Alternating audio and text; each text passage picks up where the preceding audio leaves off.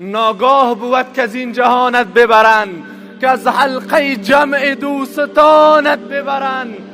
غافل منشین زمان زمانت ببرن، ای گر تو نروی کشان کشانت ببرن.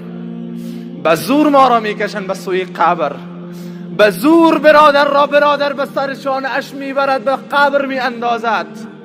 به زور استاد را شاگردش بر بالای شانه اش برداشت میکند، بر خانه قبر میاندازد. به زور برادر را جناب محمد رسول الله صلی الله علیه و سلم میفرمایند زمان انسان نیکبخت از دنیا رحلت میکند، بر بالای شانه از مسلمین هست. اگر نیکبخت باشد میداند قبرش باغچه از باغچه های جنت هست. میگن من را زودتر انتقال بدهید، زودتر ببرید، چون قبر من باغچه جنت هست.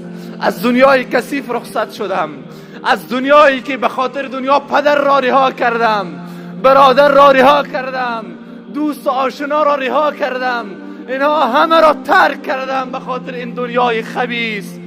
از این دنیا من را زودتر رخصت بکنید به خانه قبر من که باغچه از باغچه های جنت هست. ولیکن زمانی که انسان فاسق از دنیا می رود، زمان انسان گناهکار از دنیا می رود، زمان انسانی که در مقابل الله ایستاده باشد، زمانی که انسانی که پشت به طرف اطاعت الله گردانده باشد از دنیا برود، چی می بیند؟ خانه قبرش را تندور از تندور دوزخ می بیند. می بیند که خانه قبرش تندور از تندور دوزخ هست. چرا تماشا بکنیم در اون روز؟ کدام طرف فرار بکنیم در اون روز؟ ای گر تو نروی، چی میگد اون انسان؟ همون انسان را پیامبر بزرگ اسلام میفرماید که فرار میکند، میگه من را نبرید به طرف اون قبر، من را نکشانید بر اون قبری که پر از آتش جهنم هست.